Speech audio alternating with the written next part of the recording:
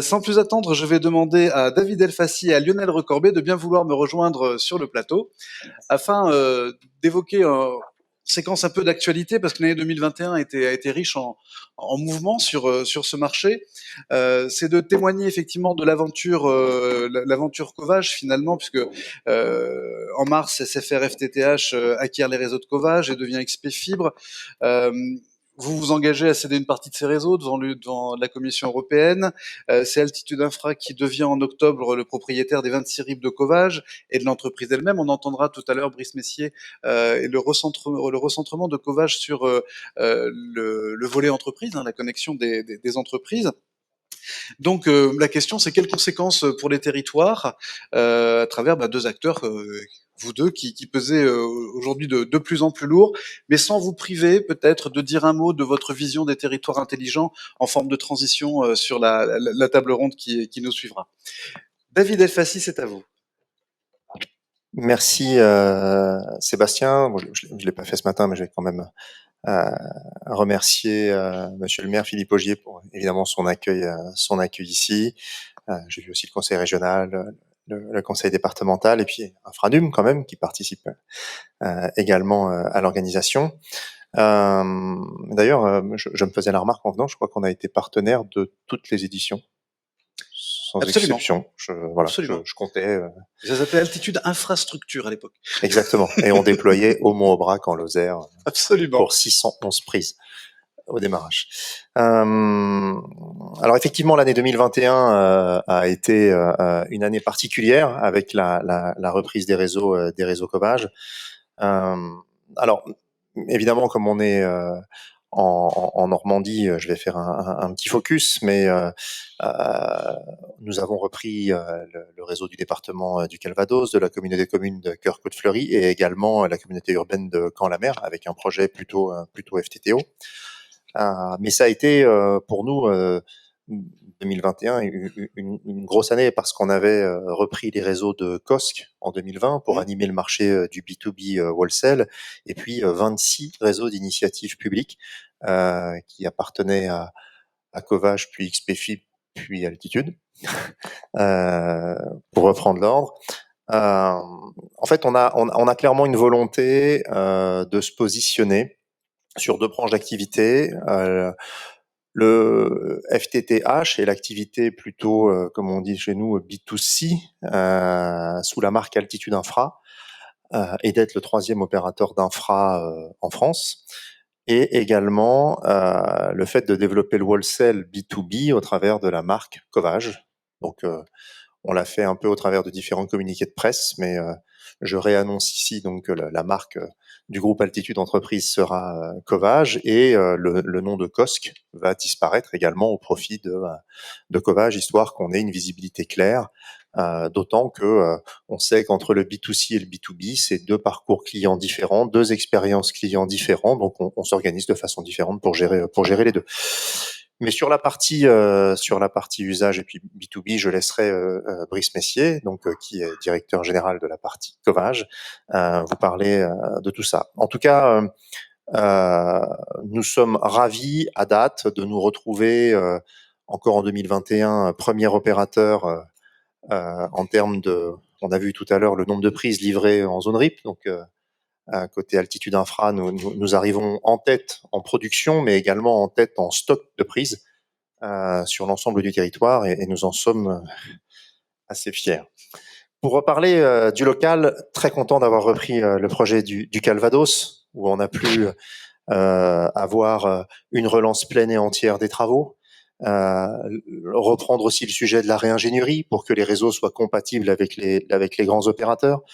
En quelques mois, c'est 37% d'amélioration du nombre de prises qui ont été reprises en ingénierie. On a amélioré aussi la notion de raccordable à la demande. On a progressé de 40% en termes de nombre de clients commercialisés en seulement quelques mois. De gros progrès. Et puis on a évidemment les 4 opérateurs sur le réseau. Donc j'ai envie de dire que la sous-traitance sous forme de travaux est sur les rails. Les équipes sont en place. Donc maintenant il n'y a plus qu'à dérouler le plan selon le planning que l'on a fixé ensemble. Sur Cœur-Côte-Fleury, je suis également ravi de dire que, Philippe Ogier verra sa vision pleine et entière cet été. La réingénierie sera terminée cet été avec les 4 opérateurs sur le réseau. Donc, enfin, ce que Monsieur Ogier nous martèle depuis, voilà, 10 états généraux des RIP arrive. Alors pas que par notre travail, parce que ça a été le travail successif quand même de pas mal d'entités. Mais en attendant, c'est chose faite. Et puis également, ravi d'intégrer le réseau de Camp-la-Mer, enfin Camp.com, avec beaucoup d'entreprises qui sont reliées sur le réseau, mais pas que, beaucoup d'entités publiques. J'ai vu Hervé Prigent du Crian, que j'ai pas vu depuis très longtemps, je sais qui est raccordé sur ce réseau-là. Mais il y a également le mémorial de Caen, quand même, qui est un élément relativement important. Et puis en plus de ces réseaux, un petit mot quand même aussi pour les équipes de Covage. Nous sommes absolument ravis d'intégrer l'ensemble des équipes de Covage. On a gardé tout le monde. On a une vision long terme. On est plutôt toujours en manque de personnel que de se poser des questions d'optimisation. Donc un grand plaisir.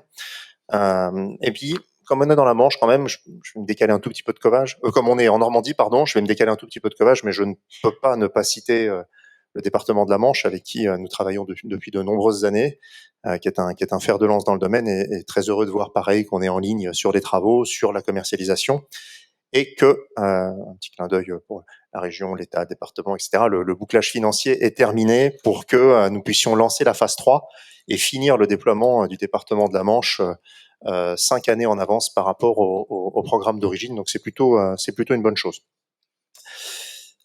Malgré tout, je peux pas arriver là, j'en ai fait un petit peu ce matin, je vais essayer d'aller un peu vite, mais je suis quand même obligé de piquer un petit peu sur le stock, je suis désolé, parce qu'on déploie des réseaux, et on a un vrai problème derrière ça. Donc on s'inscrit dans la durée, et c'est justement parce qu'on s'inscrit dans la durée que je me permets de continuer à râler un petit peu sur ce modèle-là, parce qu'on voit dans le fond qu'on a une incidentologie sur la fibre qui est très faible par rapport au cuivre. On devrait avoir un réseau qui se fait une pub pas possible, et aujourd'hui, malheureusement, je peux le comprendre, il y a des administrés qui ne veulent pas basculer sur la fibre parce qu'ils disent un tel a des soucis, et ce ne sont pas des soucis d'exploitation, mais ce sont des soucis qui arrivent au moment du raccordement. Euh, Aujourd'hui, on a quand même des progrès quand même sur le stock. On a 60% des malfaçons que l'on notifie qui sont reprises, bon, avec des écarts quand même, 45% pour certains, 80% pour l'autre. Mais ce sont les malfaçons que l'on peut voir, parce que on a un vrai souci aujourd'hui. La colonne vertébrale du fameux contrat stock V2 qu'on a tous signé ensemble, c'est le CRI asynchrone, donc le compte rendu photo de chacune des installations. Et aujourd'hui, ça marche mal. Je sais que les opérateurs travaillent d'arrache-pied pour que ça marche bien, mais aujourd'hui, on a seulement 20% des CRI qui sont conformes et qui sont exploitables. Ce qui pose un vrai souci, parce qu'on a dépensé beaucoup, et on continue pour développer de l'intelligence artificielle pour analyser tous les CRI. Mais bon, si l'info qui vous arrive dans l'agence artificielle est pas bonne, vous avez du mal à être intelligent, quoi. Voilà. C'est quoi un CRI Compte rendu, inexploitable? c'est un compte rendu de. En fait, il est inexploitable pourquoi? il est. Parce que la photo est pas bonne? La photo est floue, la photo est pas bonne. Le pire, voilà. Non. C'est la photo de sa grand-mère, me dit Lionel Recorbet. Le best-of le best-of des photos qu'on reçoit, c'est un technicien qui le matin fait une première installation, il a une très belle armoire, il prend celle-ci en photo, puis il dit je vais la coller sur toutes les installations du jour parce que celle-ci elle est plutôt correcte. Donc le principal problème sont les doublons, en fait, pour être clair. D'accord.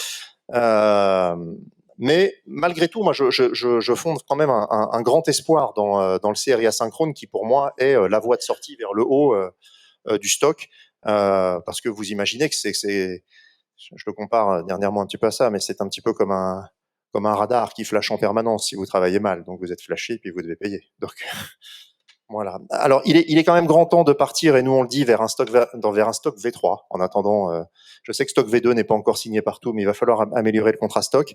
Et en attendant que le CRI asynchrone fonctionne, on milite vraiment pour qu'il puisse y avoir, qu'on nous envoie systématiquement la date et lieu d'intervention. Et j'en reviens à ma comparaison. Au moins, si tous les sous-traitants savent qu'ils sont sur le terrain potentiellement flashables à n'importe quel moment parce qu'on le sait où ils sont, ce sera quand même beaucoup plus simple de faire notre travail en tant que contrôle au niveau des opérateurs d'infrastructure. D'autant qu'on investit beaucoup, pour votre information, dans le cadre de Stock V2, les opérateurs nous déclarent les sous-traitants et nous on fait l'effort de rassembler tous les sous-traitants, de leur réexpliquer comment est fait notre réseau, comment il faut travailler, quelles sont les règles. Et on est même en train de travailler pour remettre des QR codes à l'intérieur des armoires pour qu'un sous-traitant, même novice, il flash le QR code et il a raccordé un client pour les nuls avec le chemin qu'il doit emprunter, etc. Et un autre petit détail, s'il vous plaît, dites à tous vos sous-traitants, là je parle aux OC, de retirer les câbles de brassage quand vous faites du churn, parce que l'effet spaghetti qui effraie tout le monde vient de là en fait, parce que bon, un client il a un câble, s'il a churné 3 fois en 2 ans, voilà, il y a 4 câbles avec le premier.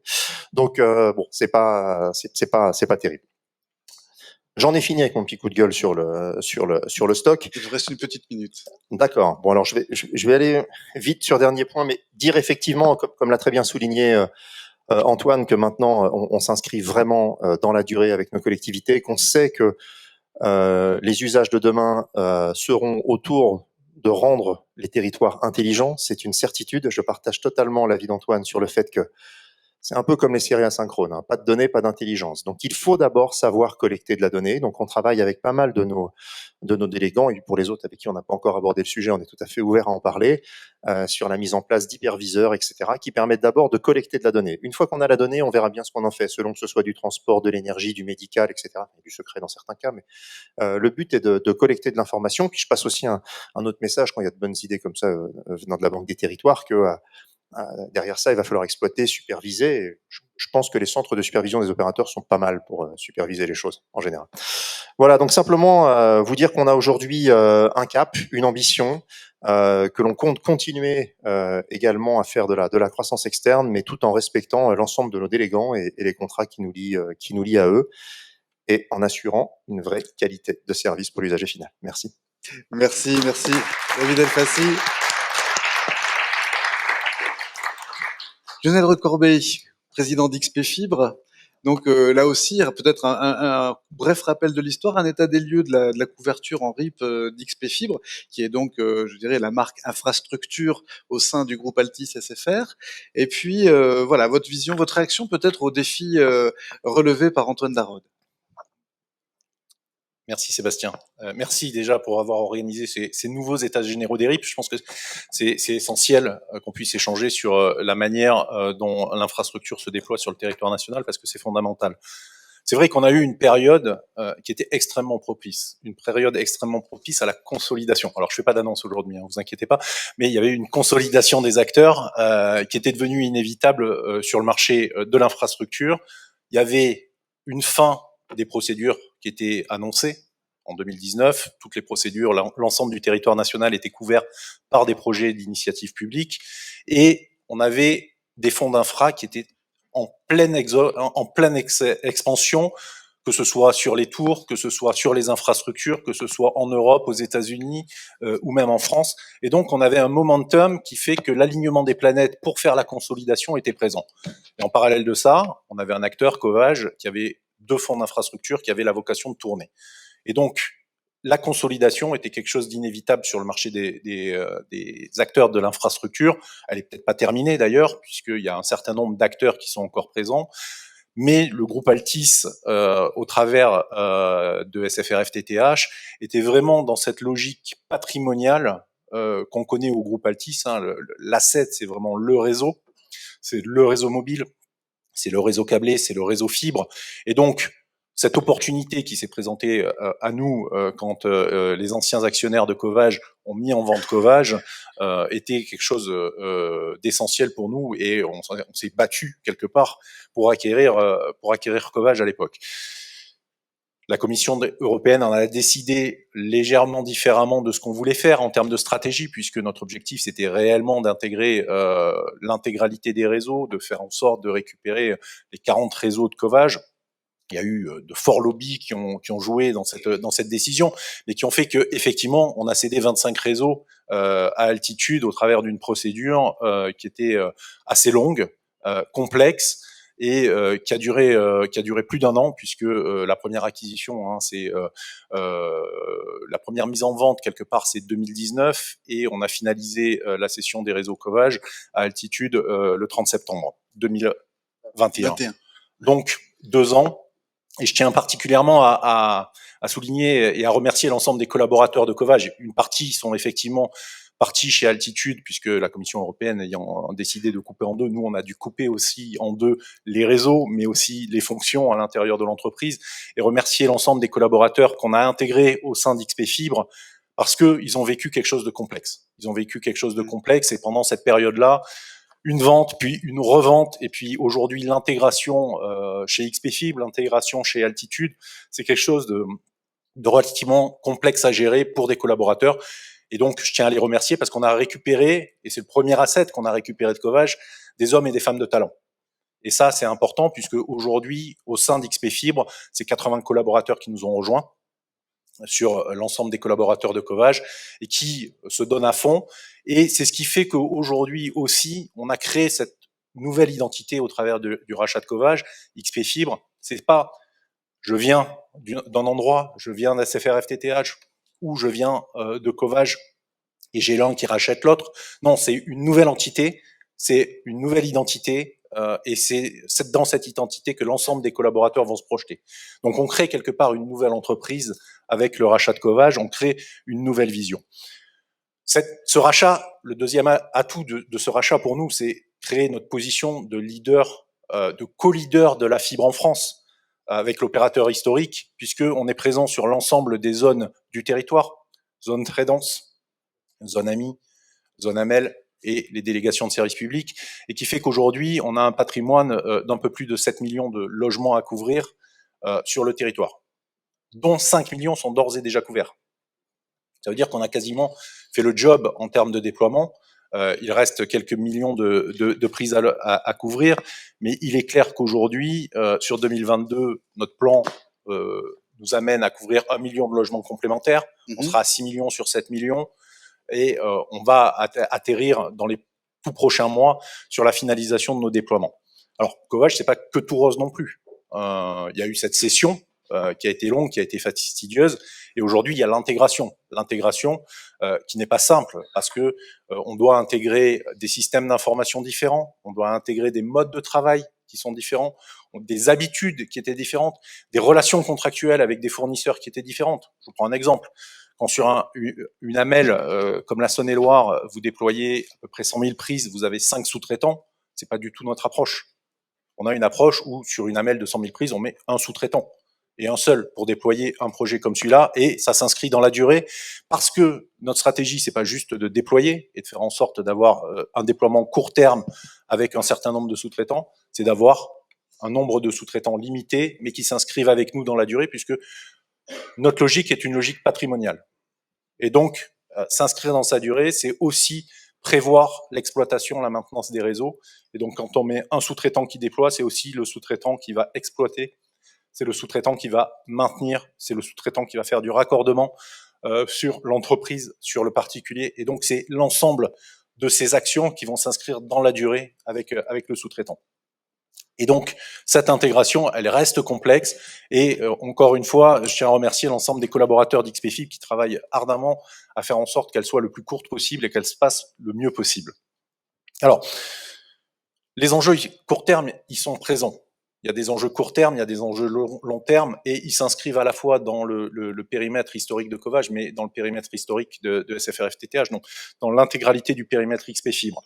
C'est évidemment faire en sorte que l'ensemble des opérateurs soient présents sur les réseaux. Ça, c'est une première mission qui est là. Aujourd'hui, je vous ai dit 5 millions de prises déployées, à peu près 2,4 millions d'usagers finaux qui sont raccordés au réseau, et les 4 opérateurs présents, mais pas sur l'ensemble des réseaux.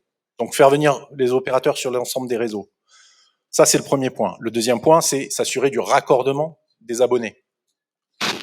2022, c'est 1 million de nouveaux raccordements sur les réseaux XP Fibre. 1 million de nouveaux raccordements, c'est en gros 3500 raccordements par jour sur les réseaux. Et là, quand on parle du mode stock, c'est vrai qu'il y a une réelle difficulté. Quand on fait 3500 raccordements par jour sur les réseaux, c'est à peu près 1300, 1400 techniciens différents qui interviennent tous les jours. Un technicien, c'est entre 2 et 3 raccos. Donc, ça veut dire que vous avez 1500 techniciens qui interviennent tous les jours sur les réseaux. Et ça, c'est extrêmement compliqué à maîtriser et à contrôler. Et donc, le CRI asynchrone fait partie des sujets, évidemment, qu'il faut regarder. Les photos doivent être propres, doivent être concrètes et doivent être analysables par les systèmes d'intelligence artificielle. Sinon, ça ne marche pas. Une photo floue, on ne sait pas l'analyser. Donc, le CRI asynchrone, c'est un des combats, effectivement, qu'on doit mener en tant qu'opérateur d'infrastructure. Et je reviens sur ce que disait Antoine Darod. Antoine parlait de résilience. Aujourd'hui, moi, j'en suis pas à la résilience, j'en suis à la résistance.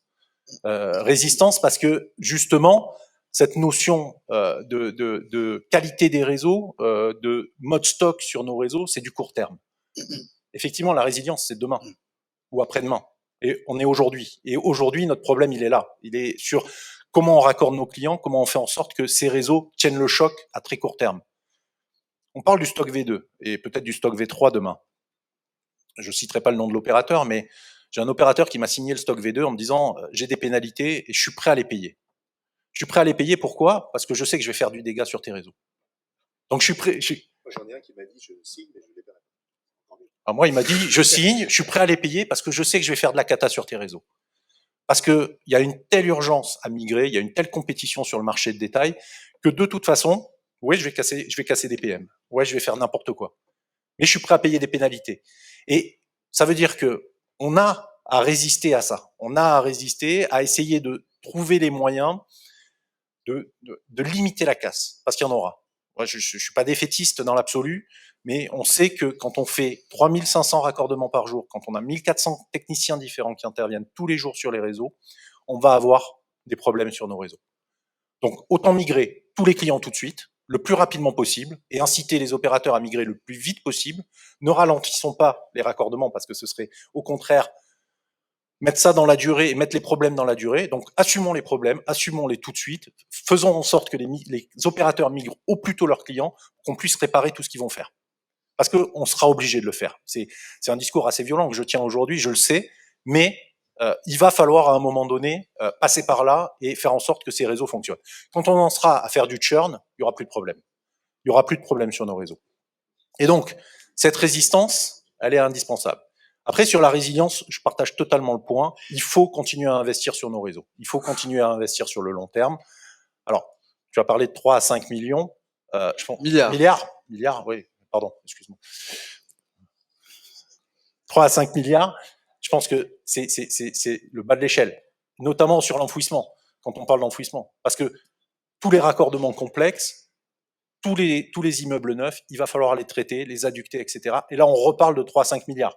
Donc, je pense qu'on est plutôt sur une échelle de 10 milliards si on prend en compte l'enfouissement des réseaux sur le long terme que sur une échelle de 3 à 5 milliards. Et donc, l'enjeu court terme et moyen terme, ça va être le raccordement de tous les abonnés.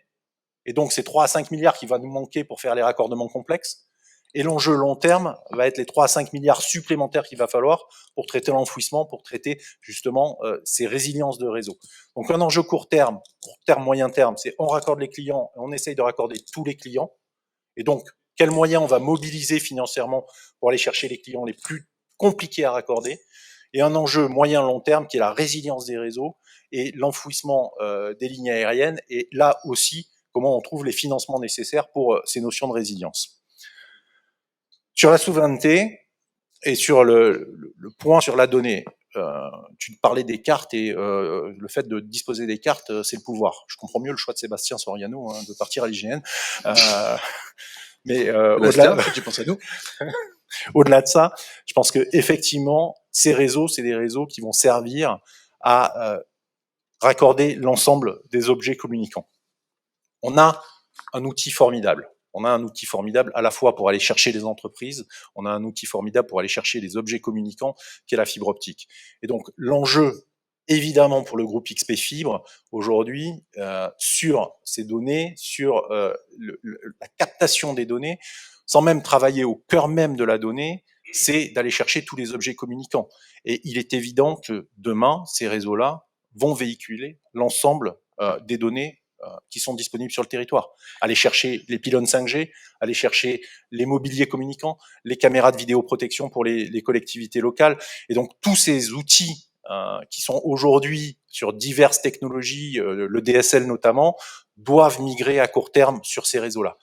Ça ne sera possible qu'à partir du moment où on sera en mesure d'apporter une qualité de service à ces réseaux, d'où l'importance de passer la vague de non-qualité, de migrer au maximum les clients pour derrière assurer une qualité irréprochable sur les réseaux en fibre optique. Voilà. Et donc, on s'engage dans cette logique-là. XP Fibre est vraiment volontaire pour aller dans cette logique de qualité, s'inscrire dans la continuité, la couverture maximale des territoires pour aller chercher le dernier particulier et le raccorder en fibre optique. Merci Lionel Recorbet.